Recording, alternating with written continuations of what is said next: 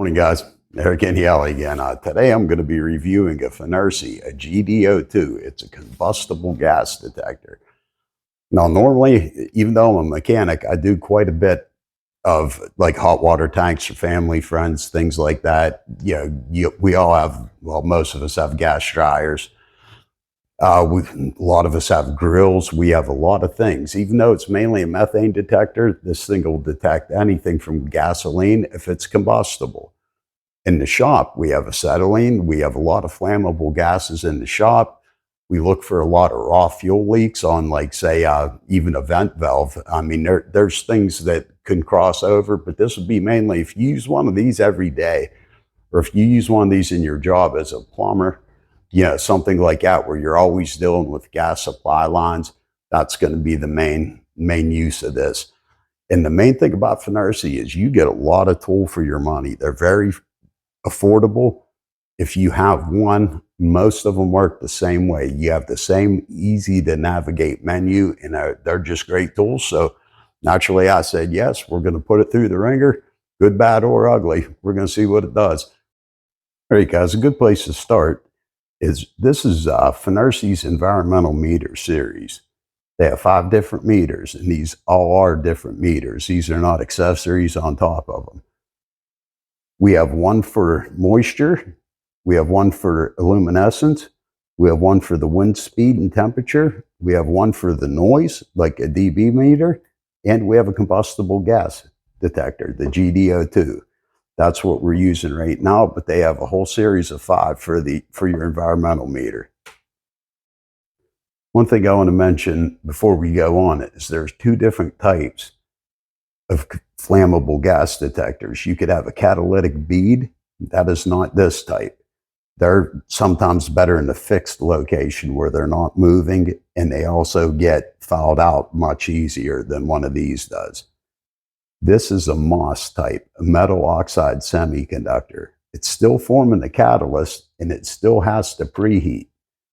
So we're getting hot, just like the catalytic converter in a car. The sensors, your O2 sensors, until that converter's hot, they're not going to give you accurate readings.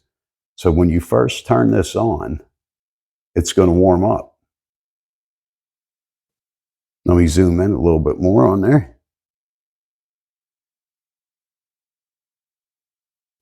It takes roughly a minute to warm up. I think in the manual it says like 15 seconds, but it takes about a minute to get the whole way up and running.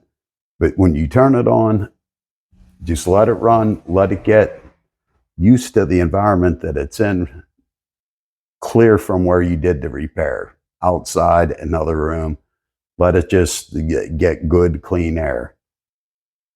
The air, and you also don't want to block this port on the back. That's its exhaust port. Like as it goes, the gases go through the device. Now, see, now it's ready to go. One other thing I wanted to mention before I even went any further is they're recommending this as a 3-year plus tool, that it could last more than 3 years, but around 3 years.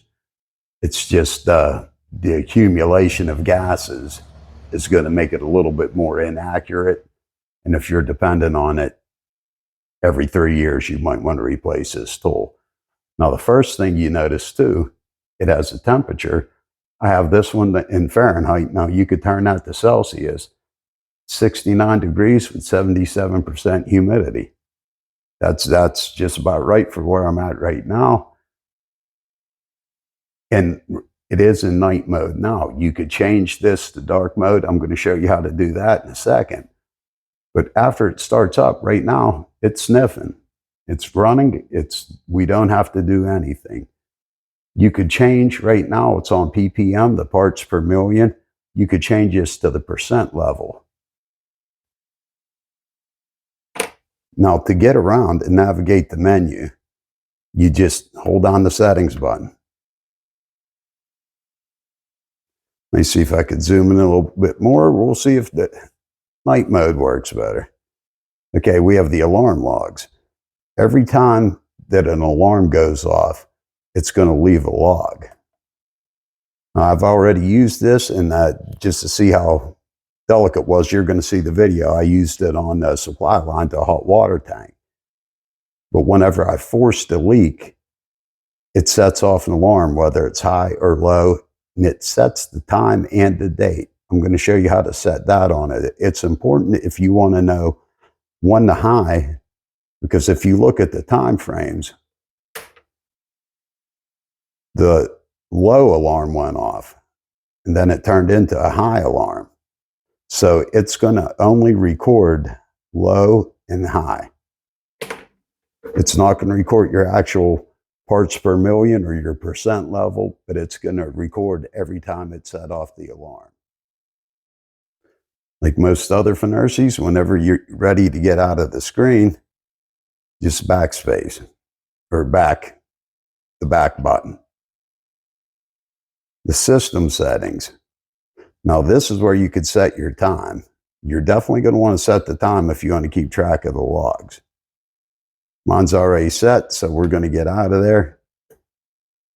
Then we have sleep. You could program it to go to sleep after a certain time, the sleep brightness, so it's going to save your battery. You could set whenever it enters sleep, just like on a Windows PC, when it enters sleep mode and when the auto shutdown is. If you don't want it to shut down, you just slide that to off and it'll stay on till all your batteries used. The brightness of the screen, mine's on 100%. This battery, I haven't charged it yet, and it's still going good. So I'm not conserving battery right now. The volume of the beeps, you could control that. I mean, just like any other Fnirsi product, they have some very good, and you could do your factory reset right here. And so there's not a lot of settings, and it's not confusing. That's one of the things I like about their tools. Once you use one of them, you pretty much know how to update the firmware, which actually that's going to be coming at the end of the video. But you could set your alarm. You could set your thresholds too. Well, let's go back to the alarm. Indicator, a vibrator, and a buzzer. So you're going to have a light that turns red, it's going to vibrate, and it's going to buzz. Now to the thresholds. You could program the threshold of your low and high limit alarms. Different gases might require a different setting. Now, under languages, we got Chinese and English. The themes, this is where you change it to the dark mode. It's on a light right now. It's on dark mode. We're going to keep it there. I think it was a little bit easier to see under the light mode, so we're going to just go back to the light mode for the camera. It's as easy as that. The unit switch. Now here's where, if you use parts per million or if you use the level percentage, that's where you'd make that adjustment.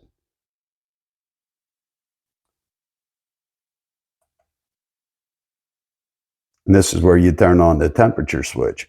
I have mine on Fahrenheit. If you wanted yours on Celsius, just as easy as switching over. And that's it. We're through the whole settings already. This thing's ready to go. It's monitoring the air quality in the background right now, and the unit's ready to be tested. All right, the first thing we're going to try it out on, and here's the porta-torches. We're going to see how good it does on picking up acetylene. Let me get you into the camera view here.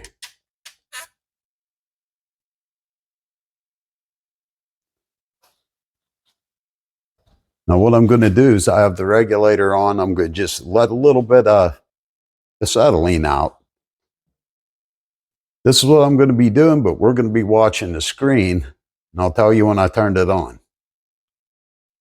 All right, we're all set, ready to go. Opening up the acetylene now. Boy, that was fast. I'm going to shut it off. we're setting a red alarm. I don't know through the microphone if you could hear it vibrating, but it is vibrating on the mat.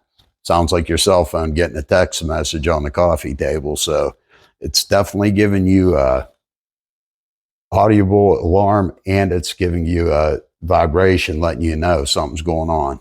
Now we're all clear again. Since I shut it off, now this would be the graphing mode. Same test. We should be able to watch on the graph as it falls off. And all you do is push the left or right arrow, and it automatically switches to graphing mode. Okay, I zoomed in a little bit closer so you could see on the screen, you could see the increments. I'm going to do the same test, turn on the acetylene, and we're going to watch it on the graph.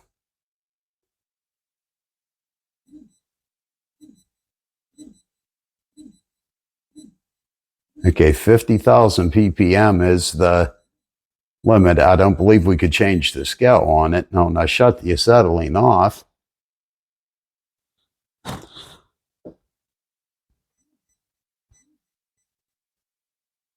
still detecting it in the air, but we could see the decline on the graph.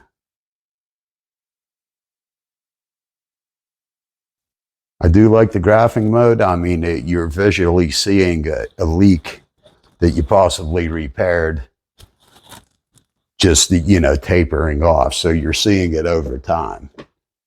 Okay, for practicality, these are Harris regulators, but it's more Harris's economy line. These are porta torches. They get beat up. These heads get knocked around when you carry them.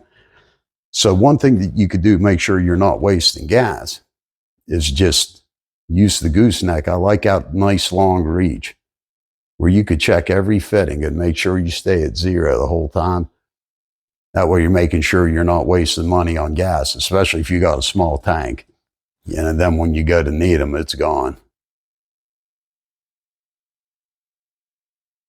So that's one practical use that I will use this for. Every time I change my acetylene tank, this is getting used. Now, there are tanks that we use in the garage that this will not help you check your regulators for a leak, like the oxygen tank. This is only for combustibles. So on the acetylene, on propane, gasoline, anything like that that is combustible, that's what we're checking. Don't waste your time checking the oxygen. Don't waste your time checking argon either. Again, it's not a flammable gas, so you're not going to get a reading even if you have a leak. Another practical use for me anyways is using the propane wall heaters. You could check the fitting where it goes into the heater good. You could also check the propane tank itself where the fitting is. And you could also check the hose everywhere where they could fail. Save yourself some gas. It'd be kind of hard to force a propane leak. The valve is going to seal as I unscrew it. I don't think the one puff that comes out is going to be enough to register anything. There.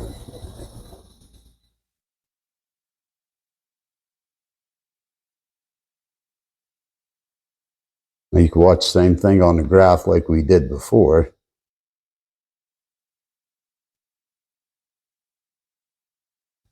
Very quick response. All right, one more gas we have around is just your common MAPP gas. I'm going to zoom you in onto the screen a little bit more. We're going to turn the valve on. Okay, I'm going to just crack the nozzle open on the MAPP gas tank. Let just a little bit out.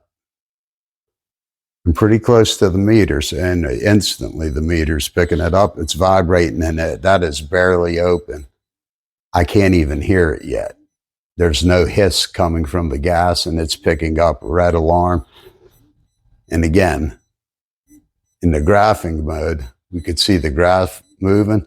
I'm shutting the nozzle off.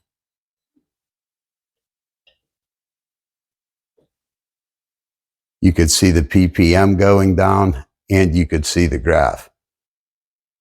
So it's telling you over time, we're definitely getting a drop off. If you turn it back on,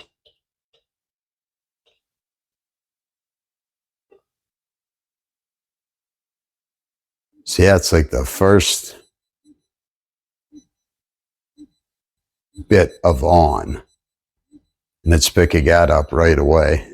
I am very close to it, but there's no pressure coming out of the tank. It's barely cracked open. Again, we see it dropping off over time. So it gives you a good visual representation of if the concentration of gas is getting better or on a decline. Okay, for the next test, it's going to be simple gasoline. A lot of times you smell gas, like from an automotive standpoint, you know, looking at filler neck hoses, vent valves. I mean, there are a few, and you see how quick it got the gas fumes. I was pretty close to it. Well, there's the graphing mode. You could see it decline. Hope that does come in on the screen. There we go. So you could, once again, see the concentration over time. That's going to be hard to see the graph unless I zoom way in on. We just hang out right in the neck and see the alarm. It's vibrating. It's going. See if I could bring that a little bit closer. And the further I get away, we see that graph going down.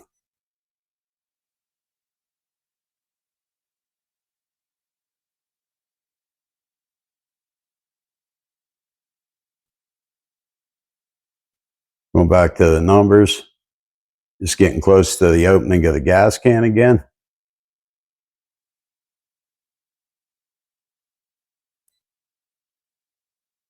Then back and get further away.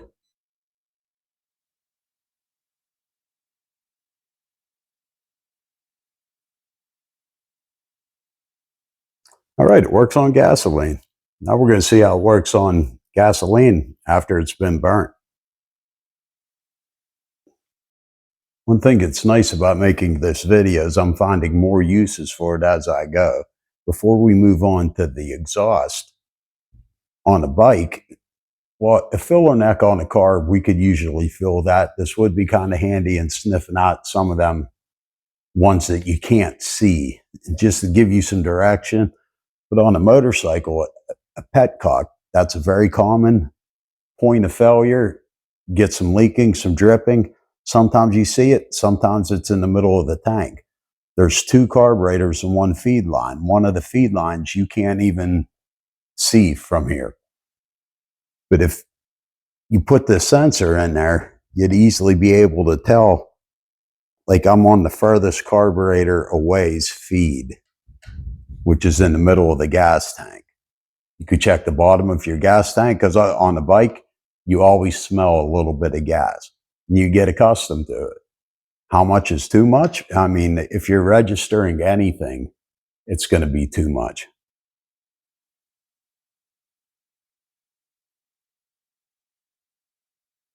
This does have another fuel line on the back of the petcock that we can't even see, but we could be pretty confident that there's no leak in it. Okay, guys, this last one's more for my curiosity because it's asking a lot of a sensor. We've seen it can pick up fuel vapors in their raw form. Now, burnt fuel, we have three major players. There's going to be carbon monoxide. This isn't a carbon monoxide detector. We have nitrogen oxide. This isn't going to pick up nitrogen oxide. And we have hydrocarbons. Hydrocarbons are tiny amounts of unburnt fuel that escape combustion. So it's a tiny amount of unburnt fuel in an exhaust gas format. So we're going to check this, and that bike is carbureted with the choke on. We could make it run rich and see if it picks anything up. All right, I'm going to walk around and start the bike. The choke is on, so it's going to be running very rich.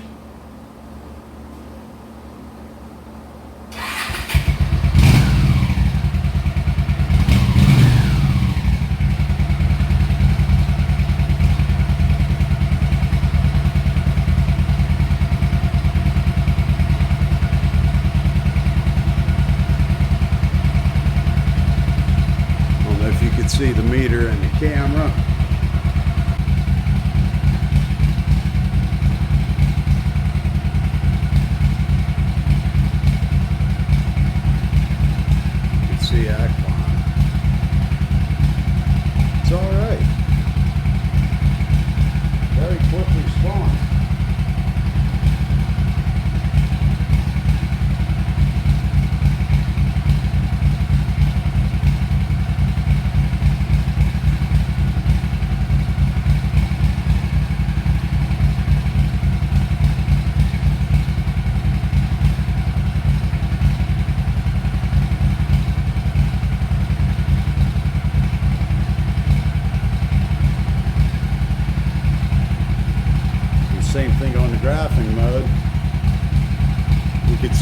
get further away from it. It's all right. Now, it's also a good way you could compare your two cylinders, see which one's polluting more.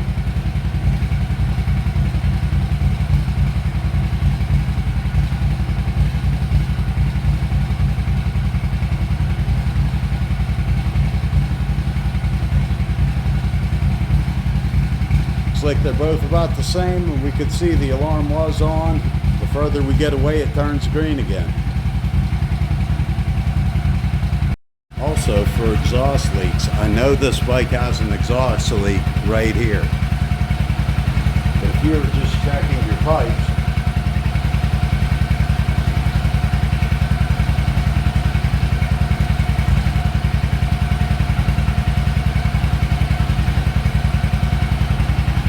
right there's the leak.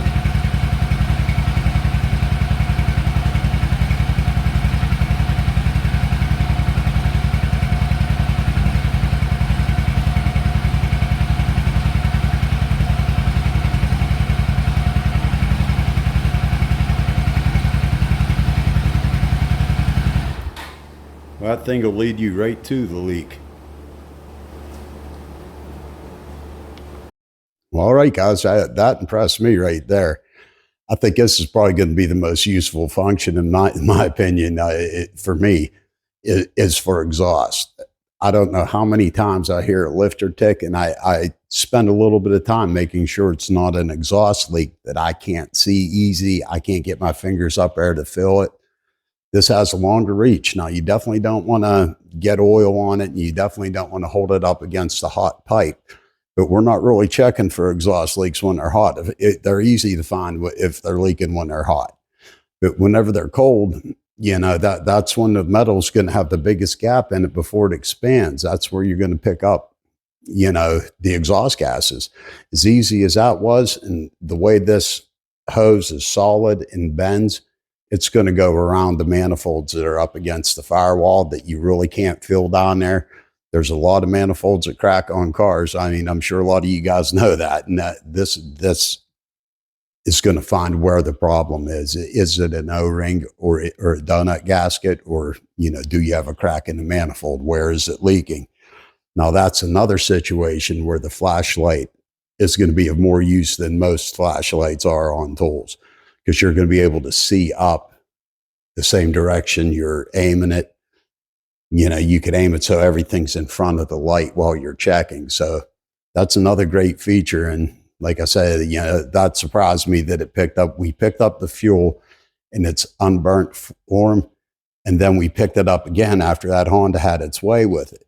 And it was still picking it up just, you know, lightning quick. I mean, that's a good for exhaust that you can't see on a car. I mean, if you're using it for other reasons, I mean, it has performed well under every test I put it through. I mean, on the natural gas, on propane, on the gasoline, on MAPP gas. And it picked up everything that I could think of throwing at it. It'll also pick up butane. It'll also pick up alcohols. I mean, anything combustible in the air, it's going to pick it up. And it's going to let you home in on that leak, whether you do it by the numbers or whether you do it by the graphs. The closer you get, the more that graph's going to increase. The further away you are from the leak, it's like playing hot and cold. You know, it's going to be telling you you're hot, you're cold. But all right, I mean, and the big thing, it seems like the whole time I was testing the tool, it costs a lot more than, you know, right now, $50.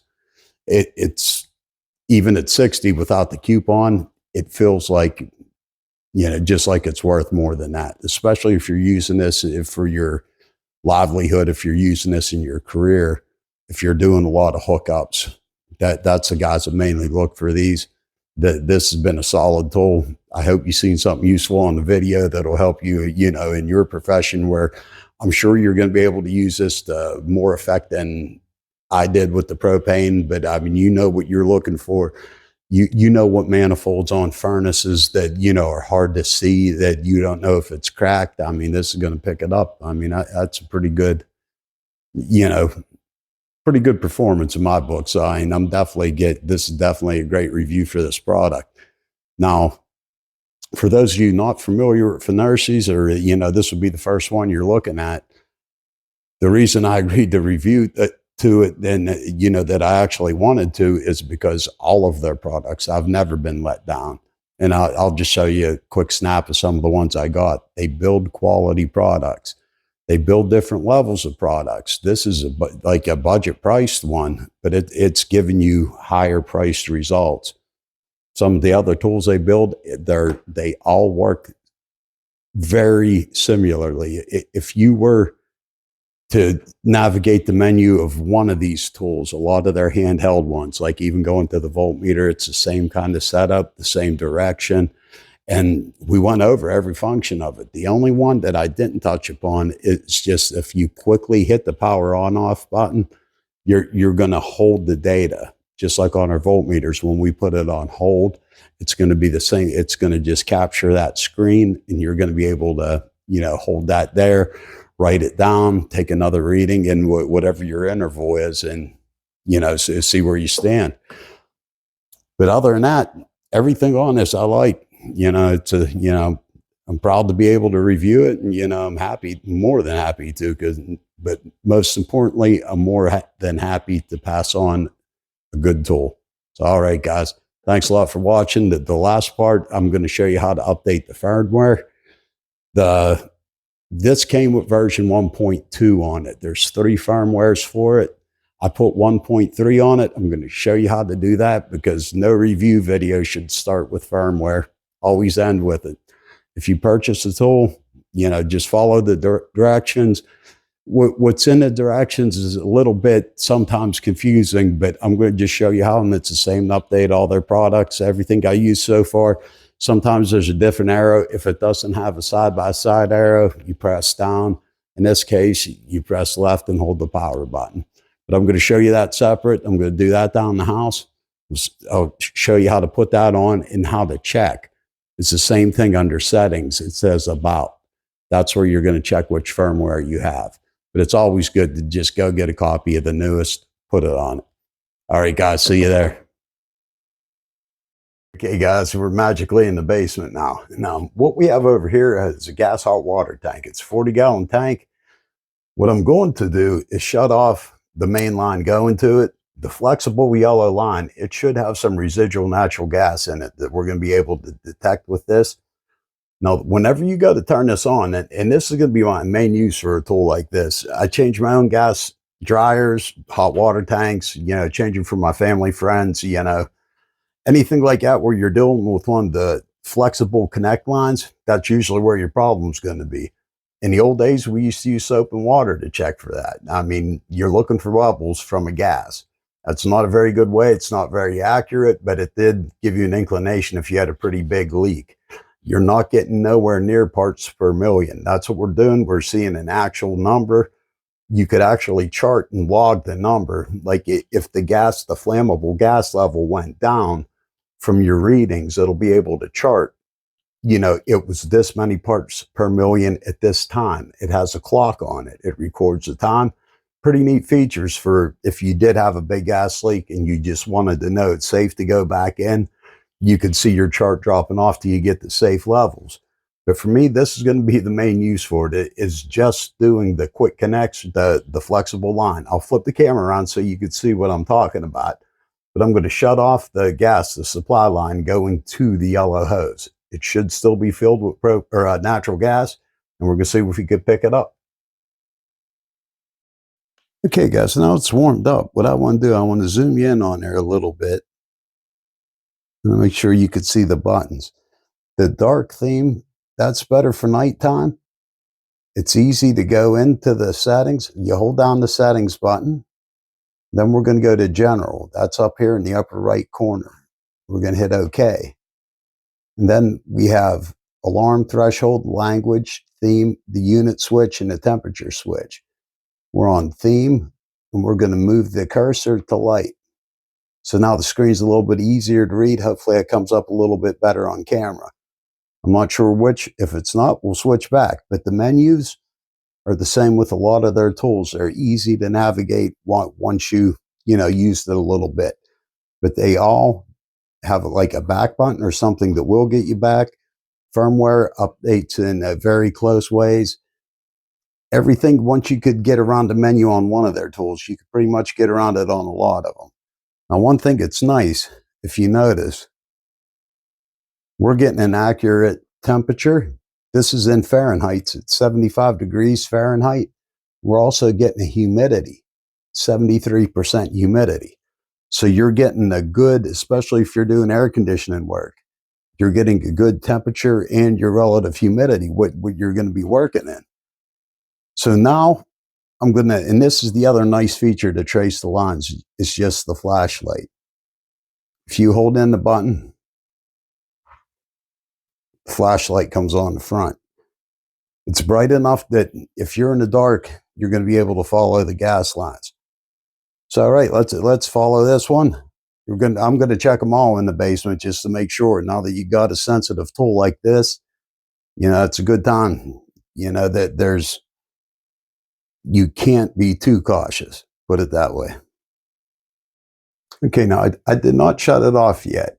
I just want to show you how easy with the flexible gooseneck and the flashlight, you could see into some pretty dim areas where you might not see into otherwise. You always want to move these very slow. We're staying at 0. That's good. I'm going to just follow the line. Make sure we're not starting with a small leak. Okay, guys, this line is loose. You're going to hear the gas whenever I turn the valve on. With the valve off, let me bend this so we could see it.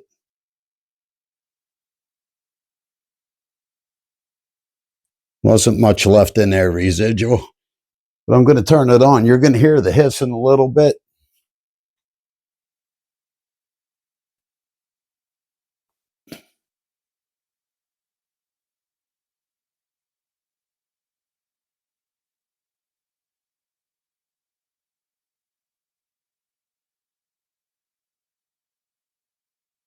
See, now it's to the alarm level. You could short press to save, and you'll see up top. It's very hard to see, but whenever I short press, see that little black icon? That's saving all the readings. Now you could look at this in the chart version and watch the chart the closer I get to the gas line. You could hear the little puff.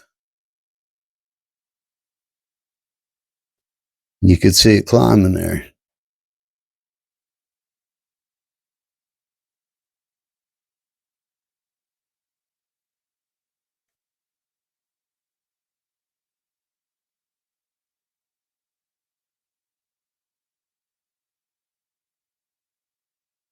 Okay, now I'm going to tighten this back up and shut the power off, but you could see it's still picking up.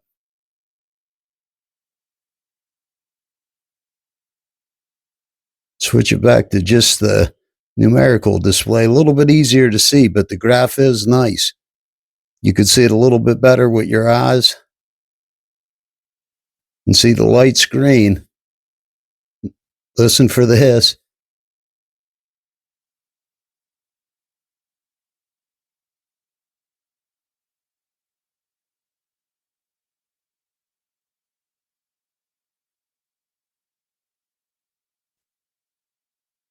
All right, now I'm going to shut the gas off and get out of here for a little bit. Turn the fan on. Okay, I tightened up the supply line. Now I just want to double check it and make sure there's no leaks anywhere around it. And again, you don't move these very fast along the line. The more you hold it steady and hold it still, the better sample you're getting in one area. You're not moving the sampled gas away from the sensor. Just move very slow.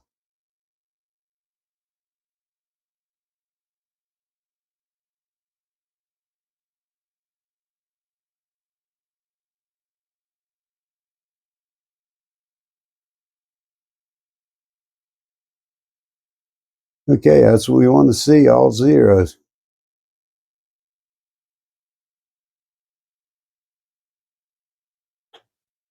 Just move along every fitting.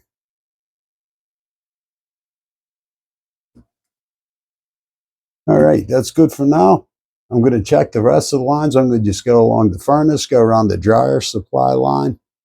Just make sure there's no small leaks that I'm unaware of. All right, guys, everybody's favorite, the firmware upgrade. Now, in the manual, it says to hold in the power button and the right key at the same time, the right arrow. I find if you hit the right arrow first, then the power key, it's going to work better, because if you accidentally hit the power key, it's going to take the full minute warm-up cycle till you can turn the device back off. So we're going to hit the right key and then the power button. And I'm going to show you something. If you keep holding them, it goes away, and it's not going to let you load the firmware. You have to release the buttons as soon as you see the firmware upgrade.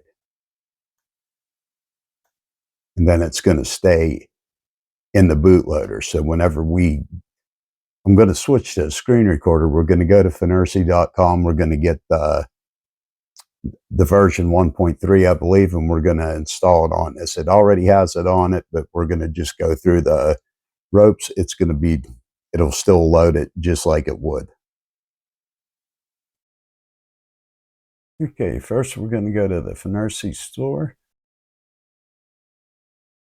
We're going to go to Downloads, Manuals and Firmware, then Environmental and Home. And here's the GD-02. You could get a copy of the digital manual if you like. And here's the firmware, version 1.3.0. Download and open up the file.